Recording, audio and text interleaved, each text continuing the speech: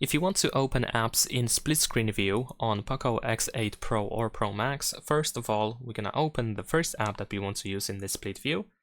So let's say I'm going to use the Google Play. Now we're going to go to background apps or recent. You want to press and hold your finger on the app preview in order to open additional options. And you want to use this button over here, so like two rectangles close to each other.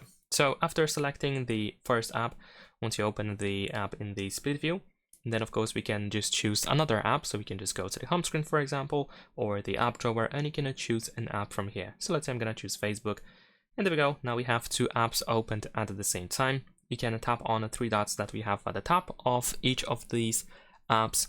And in here we have some additional options. For example, we can switch sides. You can also grab by this middle line in order to adjust the split a little bit. There we go. You can also drag it all the way up or all the way down in order to return to the full screen. And that is pretty much it. Leave a like and subscribe.